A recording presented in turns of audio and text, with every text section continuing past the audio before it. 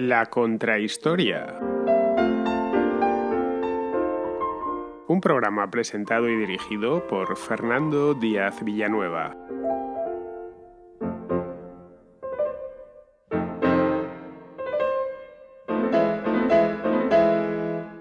Una de las mayores ofensivas de la Segunda Guerra Mundial y también una de las más desconocidas, a pesar de su tamaño, fue simplemente gigantesco, llevó el nombre de un famoso general ruso de las guerras napoleónicas. Esto los más aficionados a la Segunda Guerra Mundial lo conocen el general ruso en concreto cuál era, pero los que no son tanto no lo conocen bien. Han oído hablar de esta operación de la que vamos a hablar hoy, vamos a estudiar hoy un poquito más a fondo, pero no saben exactamente de dónde viene. Este general era Piotr Ivanovich Bagration, o pronunciado en ruso creo que dicen Bagration, una cosa así.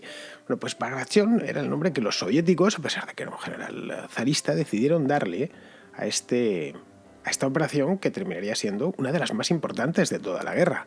Bagration murió durante las propias guerras napoleónicas. Lo hizo en el año 1812, durante una batalla, como debe morir un general, durante la batalla de Borodino, dentro de la propia Rusia.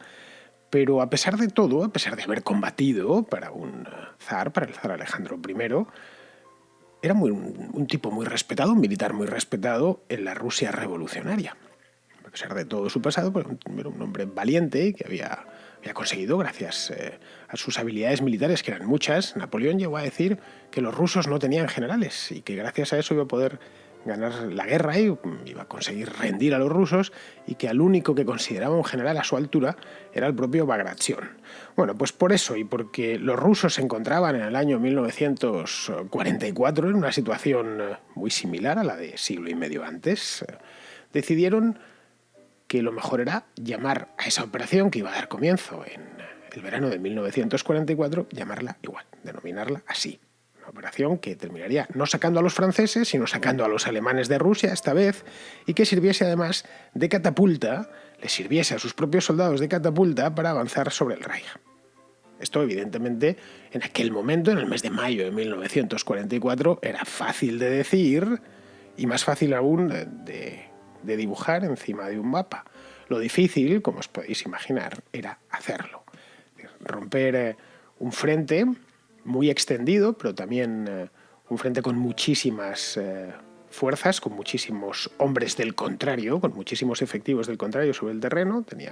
Llegó a tener Alemania en ese frente más de 1 millón de soldados, que tenía una dotación de Panzer, de tanques soberbia, y un buen número de aviones. Tanques tenía más de 600, de aviones de la Luftwaffe. Hitler había decidido mantener ese frente hasta el final. Eso es lo que los alemanes tenían sobre el terreno. Era un ejército quizá el más poderoso de cuanto, por lo menos el más numeroso de cuantos de los alemanes combatieron en la Segunda Guerra Mundial. Le habían llamado, los alemanes nunca han sido muy hábiles poniendo nombres, esa es la verdad. Tienen habilidad para otras cosas, pero no para poner nombres en general a las cosas, y incluso a los productos. Bueno, pues a este ejército lo llamaron Grupo de Ejércitos Centro, y se quedaron tan a gusto. Pero bueno, como este va por el centro, hay uno al norte, otro al sur y otro al centro, pues este será el Grupo de Ejércitos Centro.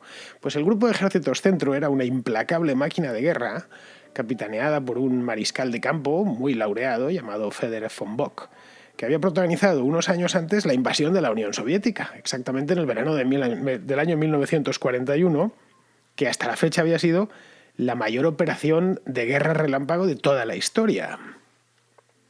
Se la conoció como Operación Barbarroja, y esa sí es muy conocida porque supuso la entrada en la guerra de la Unión Soviética, y si lo miramos en retrospectiva, el tiro en el pie, el disparo en el pie que se disparó el propio Hitler. Pero claro, los soviéticos se encontraban con una circunstancia, es que tenían 1 millón de hombres ahí, que era un ejército temible, bien dirigido, pero si no le sacaban de ahí, no habría manera de ganar la guerra. Bien, esta es la historia de la Operación Bagration, una ofensiva, ya os digo, gigantesca, que duró 2 meses y que arrojó más de 1 millón de bajas entre los dos bandos.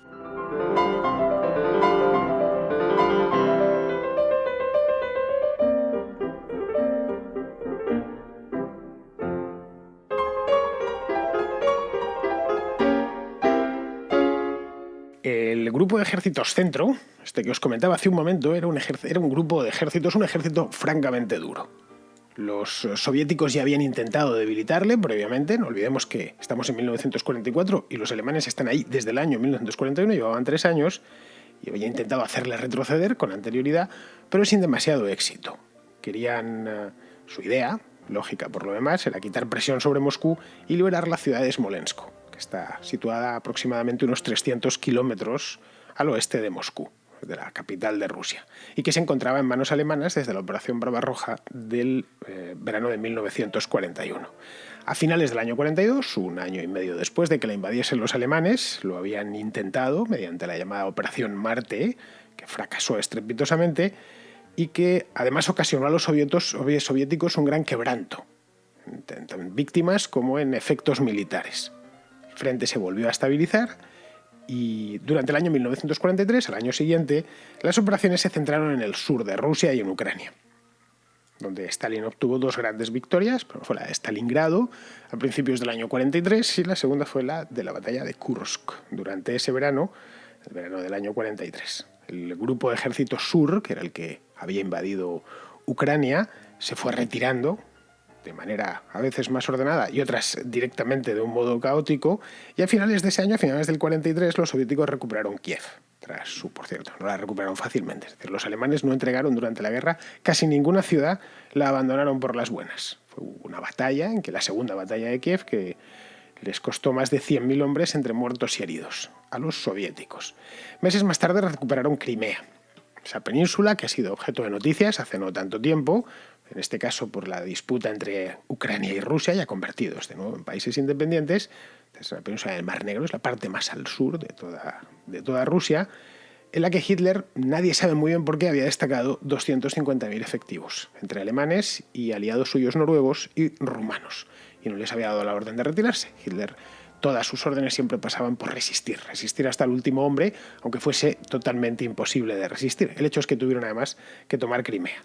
Las derrotas en el sur de Rusia y en Ucrania fueron tan severas para el grupo este de ejércitos sur, desapareció de facto ese grupo de ejércitos, que el grupo de ejércitos centro se vio obligado a retirarse de Smolensk. Lo que no había conseguido la Operación Marte lo consiguieron las victorias en Kursk, en Stalingrado o en Crimea, y adoptar una posición defensiva. Vieron que en Smolensk era complicado de defender y retranquearon las líneas, esperando, eso sí, una ofensiva de mucha mayor envergadura, que evidentemente llegaría. Era una cuestión de tiempo. La guerra mundial, las 2 guerras mundiales, se libraron tanto en invierno como en verano, pero las grandes ofensivas se reservaban para el verano, pues los días son más largos y se combate mejor. Y más en latitudes como la rusa, que como bien sabemos, empieza a llover en aquel país en el mes de octubre, se embarran los caminos, lo que le pasó, lo que frenó el avance de la máquina de guerra alemana, de la Blitzkrieg alemana en el año 41, y luego empieza a nevar y a hacer frío. Los días acortan hasta un extremo que no nos podemos ni imaginar, y entonces hacer la guerra se convierte en algo complicado. Por lo tanto, los alemanes, una vez perdida Ucrania, buena parte de Ucrania, vieron que tenían que resistir como fuese ahí, y sabían que les iba a caer la de Dios a partir del verano siguiente, de la primavera del año 44. A los aliados occidentales además estaban haciendo sus deberes por primera vez. Acababan de desembarcar a principios de junio en Normandía, y en ese momento se encontraban, en el momento en que desembarcaron en Normandía y se hicieron dueños de la zona, se encontraban ya solo a 1.000 kilómetros de Berlín y a muchos menos de la frontera oeste del Reich. Desde Bruselas o desde el paso de Calais hasta la frontera, hasta el Rin, hasta el Valle del Rin, ya no hay más allá de 500, 600 kilómetros. Stalin estaba muchísimo más lejos. De hecho, tenía el frente a poco más de 300 kilómetros de su propia casa, de Moscú. Y le quedaba todavía por recuperar toda Bielorrusia, todo el Báltico y, por supuesto, cruzar Polonia entera para llegar hasta Berlín.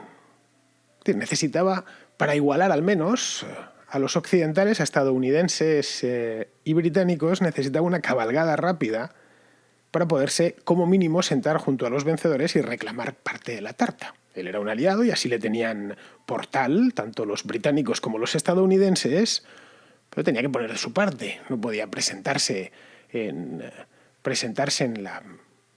el Tratado de Paz o en la firma de la paz o en la rendición de Alemania, teniendo a los alemanes a 300 kilómetros de Moscú. Tenía que empujar y empujar con todas sus fuerzas. Pero los ejércitos suyos no avanzaban por donde tenían que hacerlo, solo avanzaban por el sur.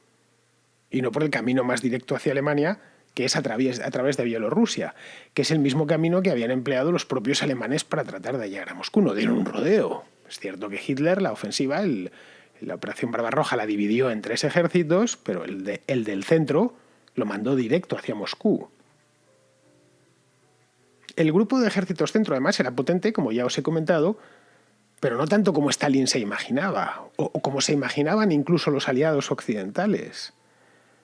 Hitler lo mantenía bastante desatendido, evidentemente para ayudar, y había estado ayudando continuamente y auxiliando al ejército del sur, que fue aniquilado. A principios del verano de 1944 tenía solo 600 tanques, y eso eran muchos, bueno, para los números que se manejaban en aquel entonces, que había batallas como las de la batalla de Kursk, que tenían miles de carros de combate en un lado y en el otro, pues 600 tanques era poco, sobre todo porque la línea era muy larga. Y había escasez de hombres, que ya en el año 44 Alemania empieza a tener escasez de hombres en todos sus frentes. En este momento tenía 3, uno en Italia, otro más en Francia y este en Bielorrusia. Cada kilómetro de frente, del frente del este, para que os hagáis una idea, que cubría el ejército del centro, lo defendían de promedio unas 80 personas, 80 soldados. Cierto es que soldados experimentados, pero eran muy pocos. Y más teniendo en cuenta que la Unión Soviética no tenía problemas de recursos humanos. Eran muchísimos. Era todo cuestión de sobrepasar esa línea mediante una cantidad avasalladora de efectivos materiales y humanos, de ambos. Y en aquel momento Stalin iba sobrado de hombres. Tenía muchísimos. Rusia era un país mucho más poblado que Alemania, y además los rusos habían recuperado el orgullo patrio, que no lo tenían en absoluto en el año 41, y estaban dispuestos a dejarse la piel, como habían hecho en Ucrania un año antes. Esos recursos humanos le iban a facilitar poderles copar. Y además tenía ayuda norteamericana, cosa que era muy bienvenida en aquel momento. Disponía de ayuda directa de los Estados Unidos. Estados Unidos ayudó a sus aliados británicos, a sus aliados franceses y también ayudó de manera financiera y con armas a sus 3 aliados principales, también a los soviéticos. Los alemanes, en definitiva, sabían, como ya os he dicho, que en el verano de 1944 iba a ser el de la gran ofensiva. Y tenían que resistirla. Hitler había dado órdenes de resistir hasta el final. Lo que desconocían era por dónde iban a atacar. No tenían ni idea, porque el frente iba desde Stalingrado al norte, desde el Golfo de Finlandia hasta el Mar Negro. Pero es que los soviéticos tampoco lo tenían muy claro, ¿eh? Sobre la mesa, de hecho, hasta esa primavera tuvieron 4 opciones. La primera era atacar desde Ucrania, entrar por Leópolis y desde allí penetrar en Polonia. Esa era una. La segunda era atacar por el sur, más al sur todavía. Es decir, entrar por Rumanía y atacar Polonia desde los Cárpatos. O sea, otra posibilidad. Y la tercera, una ofensiva septentrional hacia... La tercera, eran 4 las que teníamos. La tercera, una ofensiva septentrional en el Báltico. Es decir, ir desde el norte de Rusia hacia el Báltico. Era la más cercana. Y la cuarta, ir de frente. Y atravesar toda Bielorrusia. Es decir, la misma que los alemanes habían empleado en el año 1941.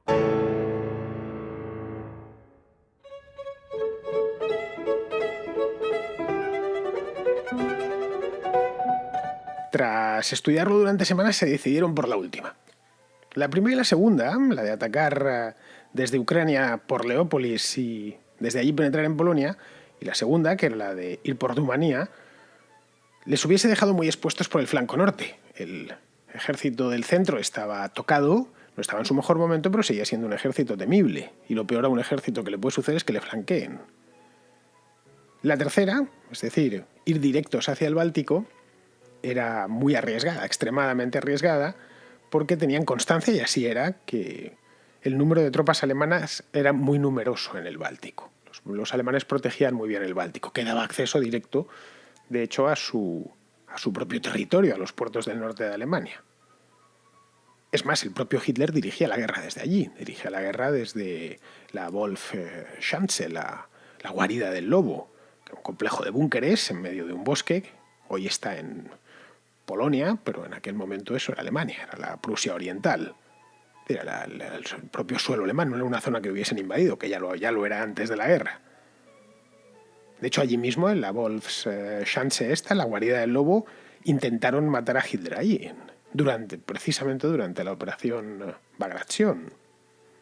Pero no los rusos, sino sus propios oficiales. No sé si habéis visto la película Valkyria, Stauffenberg. Los propios oficiales, algunos oficiales nazis, se conjuraron para acabar con él. El problema es que no fueron muy hábiles y no consiguieron liquidarle. Esto fue la conjura el 20 de julio del 44, justo en plena operación soviética. Bueno, pues a partir de aquí los soviéticos pusieron en marcha una táctica muy suya que se denominaba, ellos tenían nombre propio, una mascarada. Vamos, en ruso lo llamaban maskirovka. Utilizaron varias y las emplearon durante toda la guerra. Un engaño, en definitiva, un ardid, una treta. Empezaron su maskirovka, que fue una maskirovka magistral, la de la operación Bagration, desplazando varias unidades de tanques al norte de Ucrania y encargándose de que la información le llegase al alto mando alemán. Es decir, exponiéndolos en campo abierto para que los aviones de la Luftwaffe de reconocimiento los viesen. Y eso llegase a Berlín o a la guarida del lobo. Y Hitler cayó en la celada, cayó en la maskirovka y movió tropas hacia Leópolis, diciendo, bueno, estos van a entrar por ahí. La ofensiva va a ser por ahí y aquí los voy a detener. La idea de que iban a atacar por ahí además les empujó a mantener las reservas de hombres y blindados dentro del gobierno general de Polonia. Esperaban que si conseguían tomar Leópolis después se dirigirían hacia Varsovia. Por si eran necesarios mantenerlos ahí. Pero no iban a hacer falta ahí. Al menos en el primer momento, sino a varios centenares de kilómetros al este, en la misma Bielorrusia. Ahí los soviéticos en Bielorrusia trazaron otra maskirovka, otro ardid. Lo que hicieron fue disminuir al máximo el trasiego de vehículos, para que el alto mando alemán no sospechase de que en ese sector se tramaba algo. Todos los desplazamientos de tropas se hicieron en sigilo, o en el máximo sigilo. Zhukov prohibió incluso que las órdenes se transmitiesen por radio. Ni siquiera podían dejarse por escrito. Todo era verbal y en persona, casi como en los tiempos de Napoleón. Es decir, los tiempos del general Piotr Bagration. Esto vendría a ser una curiosidad más que añadir a esta operación. De esta manera, los convoyes de camiones y los convoyes ferroviarios, los trenes que circulaban por Bielorrusia, por la Bielorrusia controlada por los soviéticos, iban bien cargados de soldados, mientras que los convoyes que circulaban por Ucrania, más al sur, iban vacíos. Pero eso los alemanes no lo sabían, obviamente. Se limitaban a ver desde el aire, desde los aviones, los techos de esos camiones y los techos de esos trenes, pero no veían cuánta gente iba dentro. En Bielorrusia incluso llegaron a trasladar también de noche las tropas con camiones con las luces apagadas. Era toda una complicación logística para que no se accidentasen por el camino. Ponían que se tenía que ir a 30 kilómetros por hora y el conductor del camión no podía ni ir más deprisa ni más despacio para que saliese la formación, llegase tal y como había salido. Para que el engaño, es decir, para que la maskirovka fuese aún más perfecta, Moscú dio órdenes de que si una unidad desplegada, que estuviese ya desplegada, dispuesta para la ofensiva, avistaba un avión alemán, uno de reconocimiento, automáticamente tenían órdenes de dispersarse por el territorio y fingir que estaban arreglando una carretera o una vía férrea. Es decir, que eran tropas, pero no tropas de combate y mucho menos que estaban preparando una ofensiva, simplemente estaban arreglando caminos.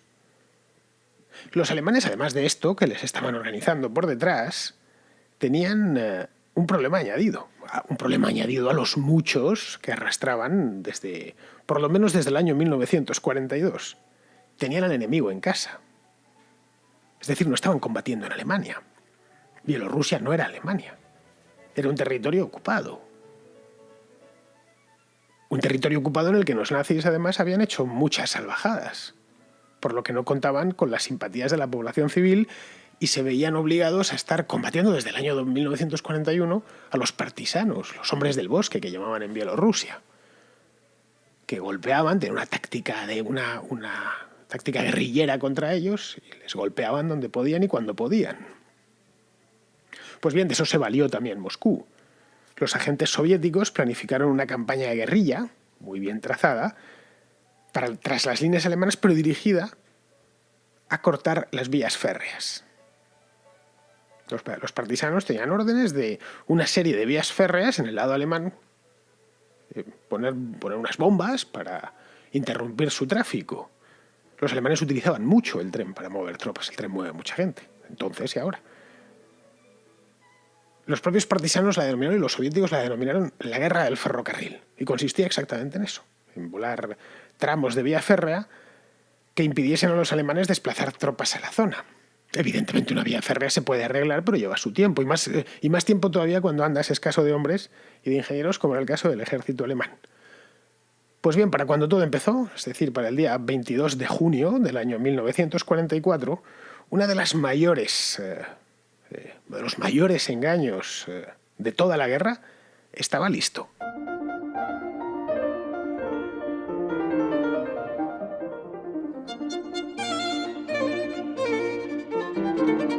La fecha elegida, el 22 de junio, no era casual. Ese mismo día, 3 años antes, el 22 de junio de 1941, había dado comienzo a la Operación Barbarroja.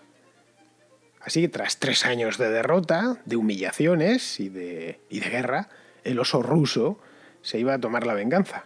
Y lo haría además de un modo extraordinariamente feroz. La batalla empezó como casi todas las de la Segunda Guerra Mundial, con uno de los bandos abriendo fuego, barriendo el frente contrario con potentes cargas de artillería. Eso preludiaba de que al día siguiente iba a entrar la infantería, iban a entrar los blindados. Y a partir de aquí dieron comienzo, pues, a la mañana siguiente, ya la del 23 de junio del 44, varias ofensivas simultáneas. Con Smolensk, esa ciudad que tanto les había costado tomar, en la retaguardia como centro de operaciones. Los objetivos a tomar eran varios, los tenían más o menos claros. El primero de todos era Minsk, que era y que sigue siendo la capital de Bielorrusia, que fue liberada el 3 de julio.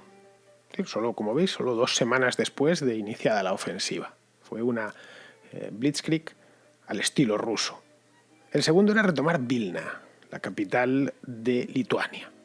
Lituania, ojo, no había sido un país, no había sido soviético antes de la guerra. Uno de los países que habían invadido los alemanes durante la guerra y que luego los rusos ya se apropiaron.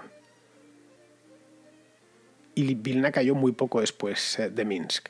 Y el tercero era llegar hasta la frontera de la propia Bielorrusia y tomar Brest, que es donde está la misma frontera entre Bielorrusia, actual por lo menos, entre Bielorrusia y Polonia, y Lublin. Antes Polonia estaba, el mapa de Polonia de antes de la guerra estaba más hacia el este de Europa, ahora está más al oeste. Se redibujaron las fronteras en el este de Europa.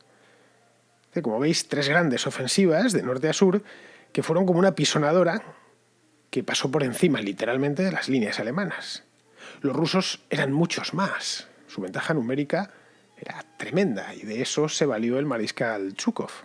Durante la operación Bagration, la táctica de Zhukov, que por lo demás era un militar brillantísimo, fue presionar las líneas alemanas en lugares muy concretos y con mucha fiereza para obligarles a reforzar esas posiciones y desguarecer otras.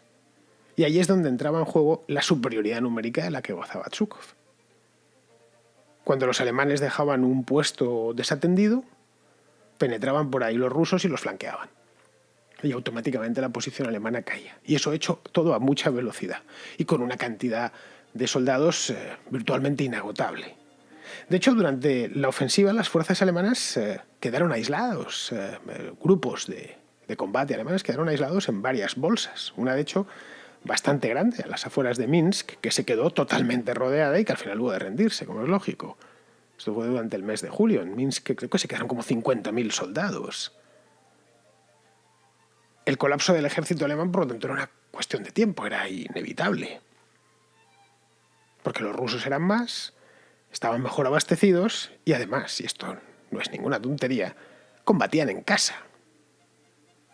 La motivación como soldado que tienes cuando estás combatiendo en tu propio país, expulsando a un invasor, es muchísimo mayor de la que puedes tener cuando estás invadiendo un país o cuando te han obligado a que invadas un país. Eres un soldado mucho más efectivo.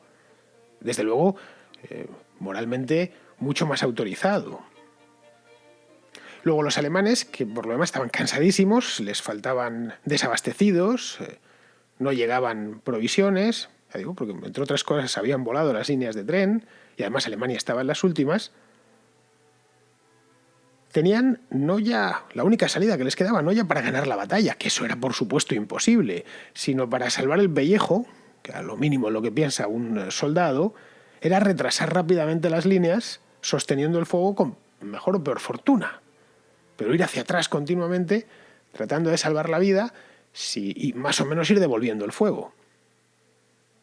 Esa fue la razón por la que a mediados de julio, es decir, solo un mes después de iniciada la operación, las unidades soviéticas de avanzada ya estaban en la frontera polaca.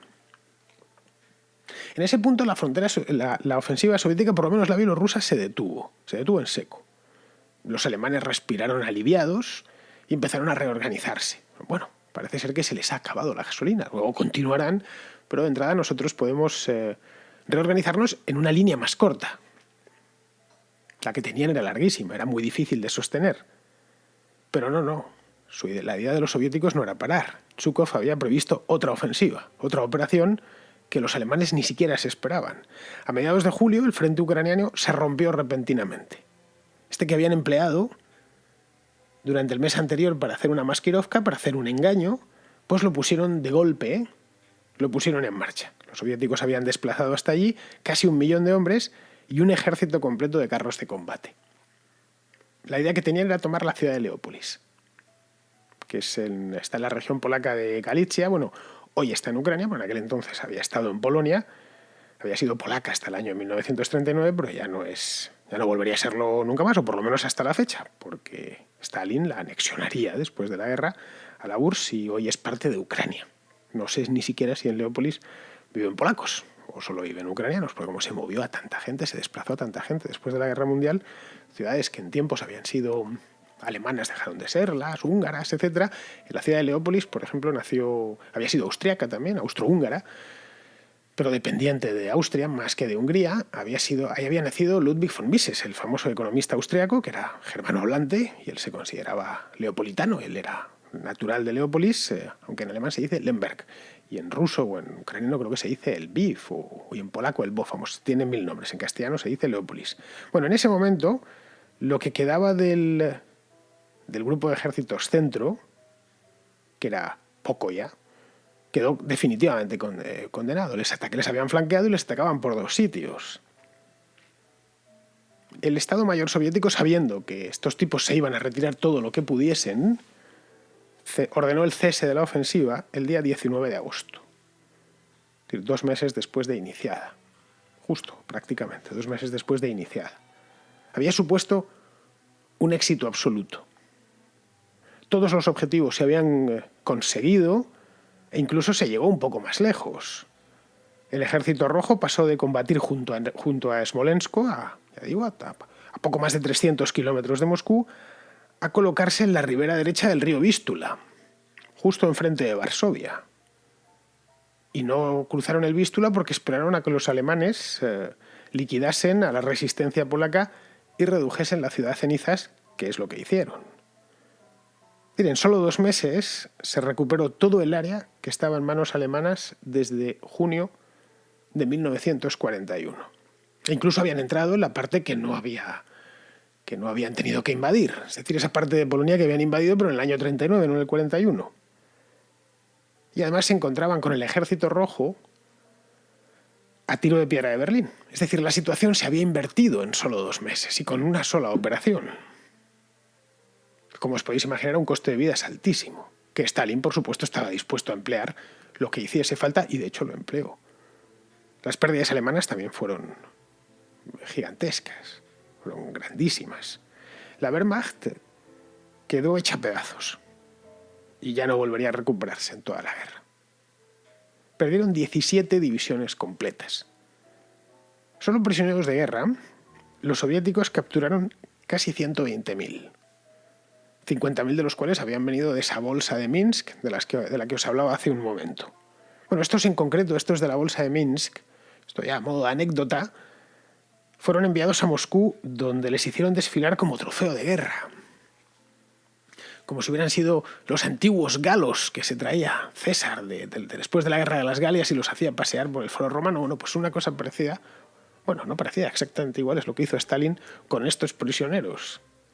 Eran tantos que al pasar, los fueron poniendo los hicieron desfilar muy rápido y los fueron poniendo en filas de 20. Bueno, pues al pasar tardaron hora y media en pasar por delante de la tribuna en la Plaza Roja donde estaba Stalin y sus generales. Claro, pasar 50.000 personas, a pesar de que las filas eran anchas, porque más anchas no cabían, para que pudiesen ver al ejército derrotado. Y claro, 50.000 personas todas juntas, soldados alemanes harapientos. Las pérdidas humanas, en definitiva, eran altísimas. Entre muertos, heridos y desaparecidos en combate, se calcula que fueron unos 400.000. Muchos de ellos soldados experimentados, que era muy difícil reemplazar, por no decir a esas alturas ya imposible. Coincidió en el tiempo además con la derrota en Normandía, que se había producido ya en el mes de agosto. La liberación de París fue el día 24 de agosto, poco después de terminada la operación Bagration. Es decir, para el mes de septiembre, cuando el verano empezaba ya, llegaba el ocaso del verano, la parte final del verano, el asedio aliado sobre Alemania era ya incontenible. En el frente occidental los aliados estaban en Verdún, a pocos kilómetros de la frontera alemana. En el oriental, en Varsovia. En el frente italiano, en la Toscana, en la famosa línea gótica, que iba desde el norte de Pisa hasta el sur de Rímini, de un lado al otro de la península. Y además se abrió un cuarto frente. Fue la llamada Operación Dragón, que fue un desembarco de 150.000 efectivos aliados, básicamente, sobre todo franceses, en las playas de la Costa Azul, entre Cannes y Saint-Tropez. Fue una especie de spin-off de la campaña alemana, de la campaña italiana. Es decir, combatían ya en 4 frentes en Europa. El Reich estaba definitivamente herido de muerte. Y habría sido, no voy a decir fácil porque entraba el invierno, pero les faltó muy poco para darle el hachazo final aquel verano. Unos avances tremendos. Fue de hecho el avance ruso mucho más rápido que el aliado occidental. La operación Bagration fue la que terminó de consumir las últimas reservas del ejército alemán, la que le dispuso ya para la rendición unos meses más tarde. Es decir, los 9 meses de guerra que faltaban y que serían testigos del hundimiento final. Pero eso es materia de otra contrahistoria.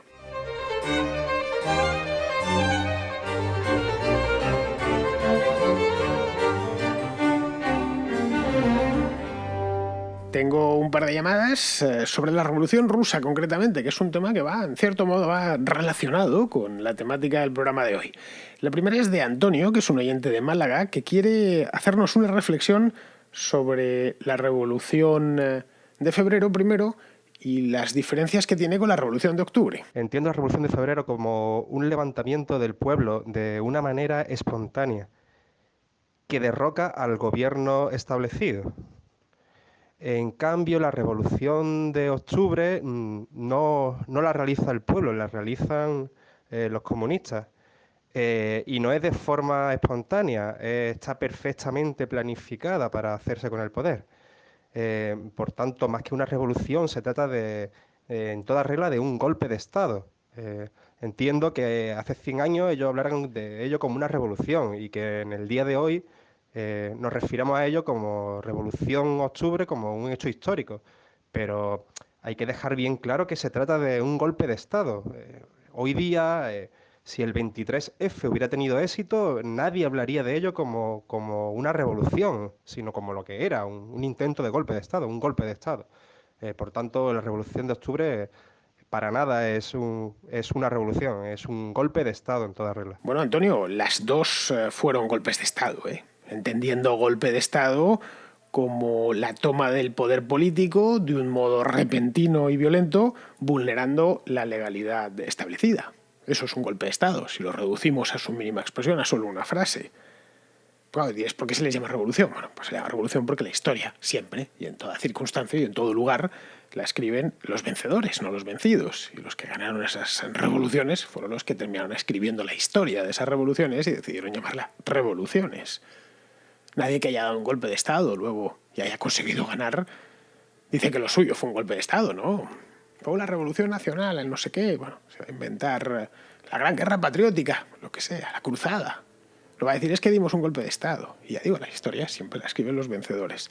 La Revolución de Febrero no fue espontánea, a pesar de que insistes en esa idea, ¿no? Respondió a una serie de eventos que se produjeron en Petrogrado en febrero de 1917, en nuestro mes de marzo. Ya sabéis que las fechas en Rusia en aquel entonces iban movidas, tenían otro calendario, el gregoriano, y hubo una serie de elementos políticos que las aprovecharon y las dieron forma. Lo que sí fue esta revolución, la de febrero, tienes ahí una contrahistoria, hecha este mismo año, hace unos meses. Te la puedes escuchar y así más o menos, por lo menos, tal y como yo la entiendo, te quedará claro. Lo que sí fue es caótica y dejó el camino expedito para que la Revolución de Octubre, que estuvo mucho mejor organizada por un partido concreto, el partido bolchevique, y que además tenía un objetivo claro. También tienes contrahistoria de la Revolución de Octubre, de las dos.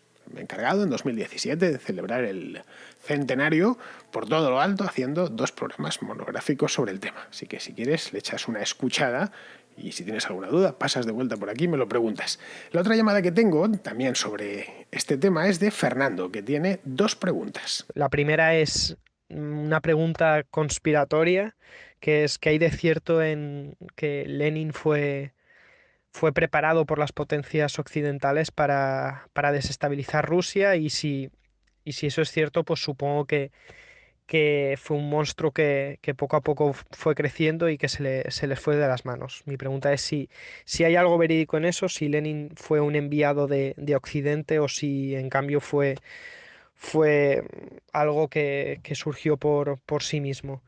Y luego otra pregunta, más que pregunta, es una reflexión y es, como tú dijiste, que la historia es importante conocerla para no repetirla, como hoy en día, como en la sociedad de hoy en día, no solo en España, sino en el resto del mundo, el comunismo no se, no se ataca como, por ejemplo, pues, se ataca al nazismo, que es otra ideología terrible, pero que no se ataca con la misma intensidad. Es normal ahora ver banderas comunistas, banderas de la hoz y del martillo, y tanto en Twitter como en otras manifestaciones.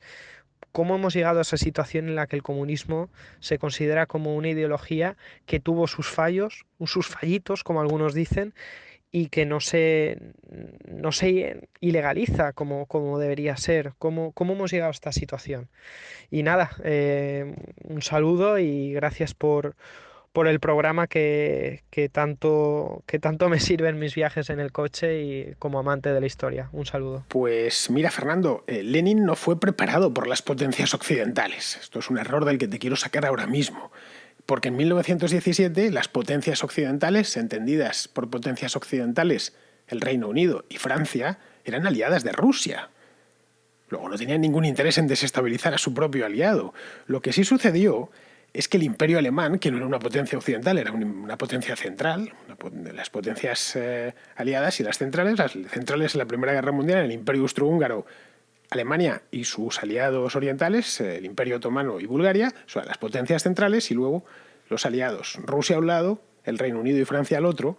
Pues el Imperio Alemán, que era el cabecilla de las potencias centrales, se encargó de que Lenin pudiese viajar de Zúrich, que es donde estaba exiliado, en Suiza, al sur de Alemania, hasta Suecia, desde donde luego ya pasó a Finlandia y de ahí a Petrogrado. Es decir, les facilitó, le puso un tren a su disposición para que saliese de Zúrich, que es una ciudad suiza que está pegadita a la frontera, a muy pocos kilómetros de la frontera con Alemania, y permitió que tras que él y unos cuantos revolucionarios más, creo que eran 20, cruzasen Alemania de sur a norte, hasta Sassnitz creo que fue, hablo de memoria, un puerto del norte de Alemania, y allí ya tomaron un barco y fueron a Suecia, de Suecia a Finlandia, y llegaron en tren a la estación de Finlandia. Eso lo hizo poco después de la Revolución de Febrero de la que acabo de hablar, es decir, en el mes de marzo de 1917. Es lo primero. Y respecto a lo que me comentas del comunismo y tal, pues mira, tienes un gran libro que te invito a leer, es de Jean-François Revel, un filósofo, un pensador francés que murió hace no muchos años, fue en el año 2004, 2005, que habla precisamente sobre este tema. El libro en cuestión, si no has oído hablar de él, te doy el título, se titula La Gran Mascarada. Fue un libro hace ya unos cuantos, 15 años por lo menos, ¿eh? Y lo tienes en Amazon, lo acabo de mirar para ti. Cuesta 26 euros, eso sí. No tiene versión Kindle, solo tiene versión en papel, así que si no te importa, yo lo tengo en papel desde luego, desde hace muchos años, porque además poco después de salir hice una reseña sobre ese libro. También puedes buscarla en mi página web, vas a díazvillanueva.com, buscas La Gran Mascarada en la caja de búsqueda y encontrarás una reseña que escribí yo allá por el año 2003, quizá. Era muy jovencito en aquella época. Pero vamos, un matiz, y un matiz importante. Yo no creo que haya que ilegalizar ningún partido político, por muy poco que nos guste el partido y sus ideas. Es decir, las ideas no delinquen las personas. Trato este tema de modo muchísimo más extenso en un libro que escribí hace tiempo, que se llama Historia Criminal del Comunismo, y que acabo de sacarlo en papel hace un par de meses. El prólogo hablo precisamente de esto y lo explico las razones. Lo tienes en Amazon por 2,99 € en versión Kindle y por 12 € en versión papel. Así que le echas un vistazo y ahí te queda en ese texto que escribí para la Historia Criminal del Comunismo, te queda claro. Yo no ilegalizaría ningún tipo de partido, porque ya digo, las ideas no delinquen ninguna, te pueden parecer repugnantes. Y yo creo que, y de hecho, todas estas ideas colectivistas extremas son repugnantes y debería pesar un severo estigma social, sobre todo aquel que se diga soy nazi, soy comunista. Todo el que diga esto o soy fascista, debería ser un tipo estigmatizado, porque son ideas que sabemos a dónde conducen en las sociedades, al matadero. Pero de ahí a legalizarlas, no.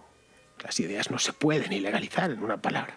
Muy bien, queridos amigos, pues con esto terminamos ya la contrahistoria de hoy, que ha salido un poquito larga, como suele suceder, sobre todo desde que metí el consultorio histórico, pero viene bien, así participan los oyentes de la contrahistoria. Y pues nada, lo único que me queda es emplazaros al programa de la semana próxima.